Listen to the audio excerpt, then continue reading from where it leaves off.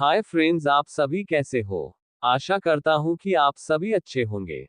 आपका हमारे channel VK Jatol classes में स्वागत है।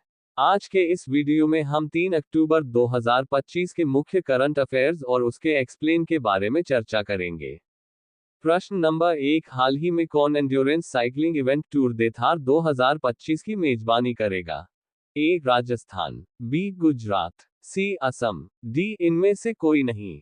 दोस्तों, आपका सही answer option number A Rajasthan होगा।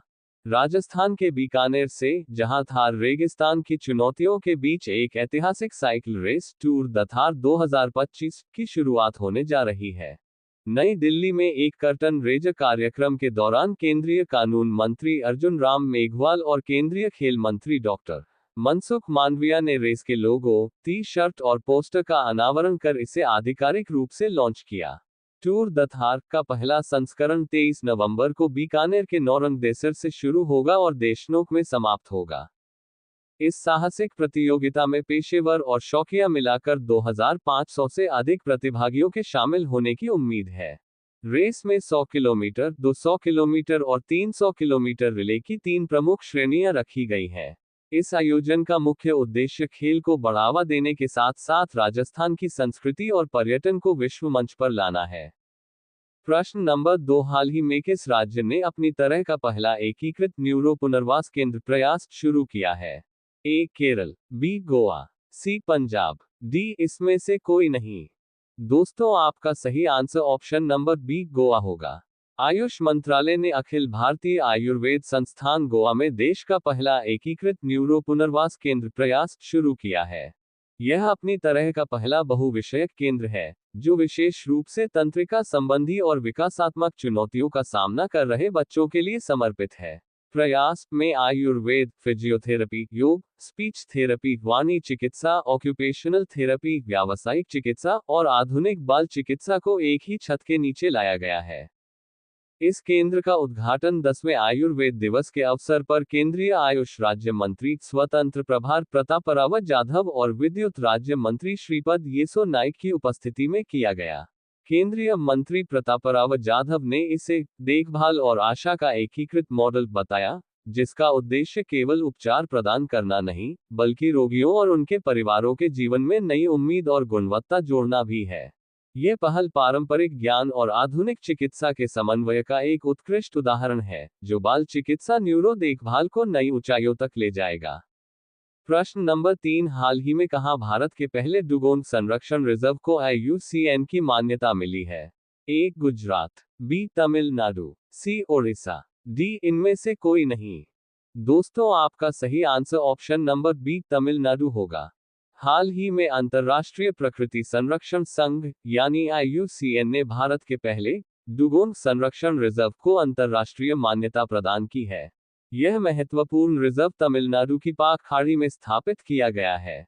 तमिलनाडु सरकार ने सितंबर 2022 में लगभग 448 वर्ग किलोमीटर से अधिक के समुद्री क्षेत्र को वन्यजीव संरक्षण अधिनियम 1972 के तहत डुगोंग रिजर्व घोषित किया था।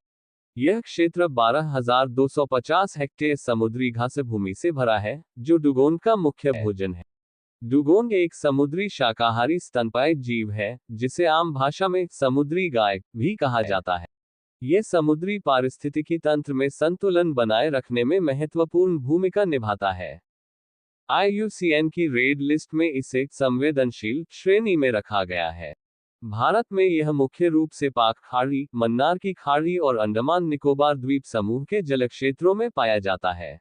इस रिजर्व को मिली अंतर्राष्ट्रीय मान्यता तमिलनाडु सरकार के संरक्षण प्रयासों का परिणाम है। इसमें मछुआरों को मुआवजा और इनाम देकर जागरूक करने की पहल शामिल है, ताकि वे दुर्घटनावश पकड़े गए डुगोंग को नुकसान पहुंचाने के बजाय तुरंत प्रशासन को सूचित करें। यह प्रयास समुदाय आधारित संरक्षण का एक बेहतरीन उदाहरण है। प्रश्न नंबर 4, हाल ही में किस देश के फुटबॉलर सर्जियो बुस्केट्स ने 20 साल के फुटबॉल करियर के बाद संन्यास की घोषणा की है? A Bharat, B Spain, C चीन, डी इनमें से कोई नहीं। दोस्तों, आपका सही answer option number B Spain होगा। स्पेनिश मिडफील्डर सर्जियो बुस्केट्स ने 20 साल के शानदार फुटबॉल करियर के बाद संन्यास लेने की घोषणा कर दी है। 37 वर्षीय बुस्केट्स, जो वर्तमान में इंटर मियामी के लिए खेल रहे हैं, 2025 MLS सीजन के अंत में फुटबॉल को अलविदा कह देंगे। उन्होंने 26 सितंबर 2025 को इंस्टाग्राम पर एक भावुक वीडियो संदेश के माध्यम से यह जानकारी दी। फुटबॉल इतिहास के सबसे सफल और बुद्धिमान मिडफील्डरों में गिने जाने वाले बुस्केट्स का करियर उपलब्धियों से भरा रहा है।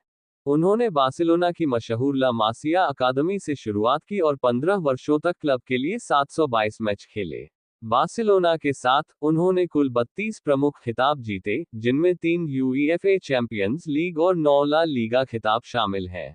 अंतर्राष्ट्रीय स्तर पर वह स्पेनिश टीम के भी अहम खिलाड़ी रहे।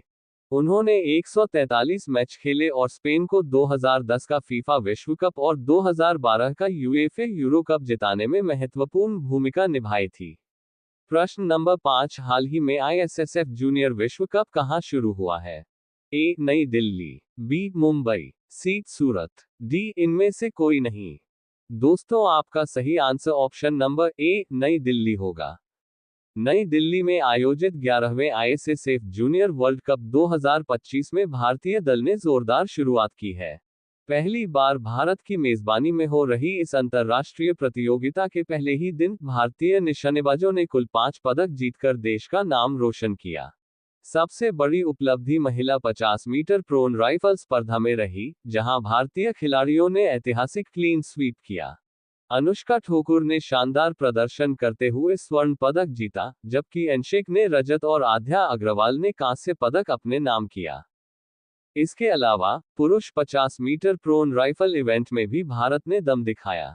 दीपेंद्र सिंह शेखावत ने रजत पदक हासिल किया, वहीं रोहित कन्यन ने कांस्य पदक जीता और इस तरह भारत ने 5 पदक जीते। इस शानदार प्रदर्शन के साथ भारत पदक तालिका में शीर्ष पर पहुंच गया है।